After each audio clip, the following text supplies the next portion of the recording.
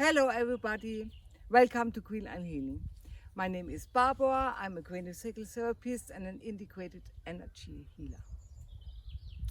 Today in this video I want to talk about how you can help your baby to heal naturally with distance healing. So maybe first let's talk a little bit about babies and their complaints in these days. As you can imagine, I would say 4 out of 5 babies with physical complaints who come to my clinic are suffering from colic and reflux, and it's so widespread. I would say that maybe every second baby in nowadays are having problems with that. So other things that of course can be is that your baby is crying all the time, and that can come from colic but must not be. It can be simply unresolved trauma from the birth process. But you also can have babies who are very quiet and very still. So usually people talk about that the problems in babies are coming mainly from the mechanical forces during the birth process. And you can imagine in the birth canal, of course, you have all the pressure on the skull bones and on the head. And of course, when it's now a C-section, it's more the trauma of the C-section in itself. And that is surely true, but I would say there is another factor that is often overlooked, and that is simply the change of environment. You can imagine the baby is nicely and comfortable in the womb, 37 degrees, lovely salt water, and then in a very short time it is more or less now living in an airborne world where first of all the temperature has to be controlled, but also it needs to breathe and it needs to digest. And I sketched up a little video, and maybe we can have a look together and see what I'm talking about. Birth is a process from a change of environment from water to air. In the womb, there is very little gravity pull, and also the temperature is very even at 37 degrees. The oxygen is coming from the mother, and of course, also the nutrients are coming from the mother through the umbilical cord. Also, the perception of the baby is what you could call inwards, because no orientation in 3D is needed. This changes dramatically after birth, because now there is a strong gravity pull, and the brain has to develop in a very short time a 3D orientation. The same is true for the oxygen. It has now to come through breathing, and the baby has to develop its own blood flow. Also for the nutrients, they have now come from digestion, and the entire gut system has to be developed in a very short time. And also now perception is going outwards, what is really big. So that means that the eyesight has to be developed, and also all the senses like touch, smell, hearing, everything has to be optimized that the baby can thrive in this new environment. So as we can see, this change of environment can be very, very hard on babies. And we shouldn't be too surprised, because when we think about ourselves, last year when the pandemic came on, it was also, you could say, a change of environment from one day to the next.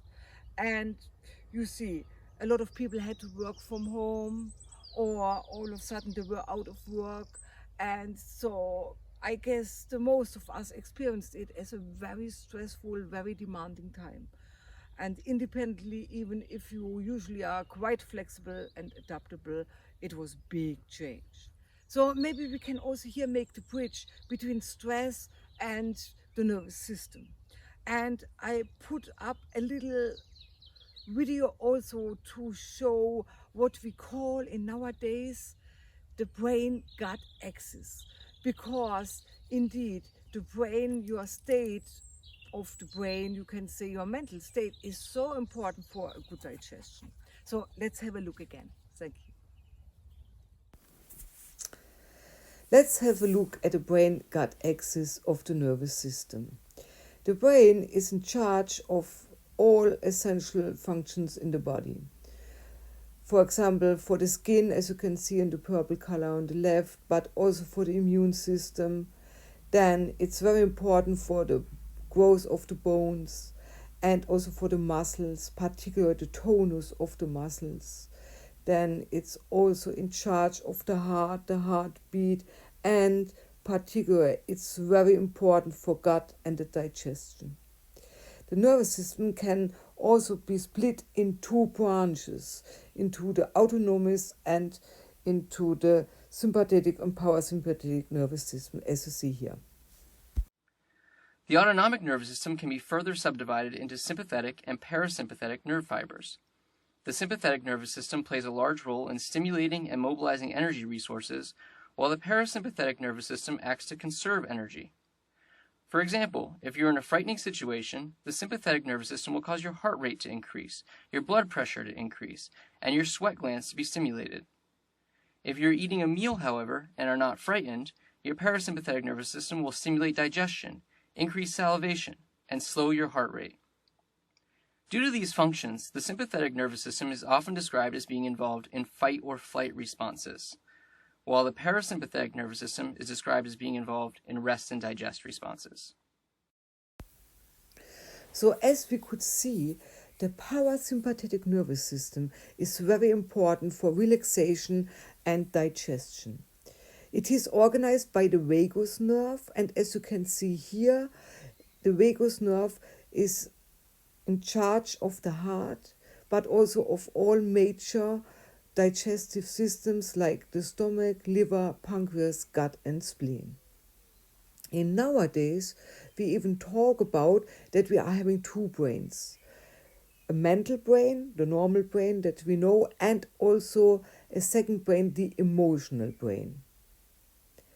So, these two brains together form more or less an axis that is called the brain-gut axis. And as you can see, it's also that they look quite similar. Now, these two brains are not independently of each other. They work in feedback loops. So, that's the reason why you can say a relaxed brain would also mean a relaxed gut. So as you can see, there is a very strong connection between your mental state and your digestion. And now you might ask, what has it all to do with the distance healing I'm offering? Well, if you go to my website and screen through the testimonials, you will find that most people will report back they're feeling so relaxed. And we also know in nowadays that deep relaxation is more or less bringing your mental state to a calmness that helps then that the physical body can literally do its work and heal and restore itself completely naturally. Over the last year, I worked with quite a good bit of babies, and indeed, what you can see is always that the mom came back and reported that the baby definitely getting much calmer, and yet at the same time the digestive problems, the colics, the reflux, whatever was the problem, kind of nearly miraculously disappeared. But for us it's not so much a miracle, because when you see the connection of how the brain and the mental state has an impact on the physical, particularly on the digestive system, you won't be surprised. So I hope you enjoyed the video, and maybe we even see us again in the distant healing room. If you have any more questions or something that came up during the talk, please go to the website and drop me a text or give me a call. And thank you for watching. Thanks.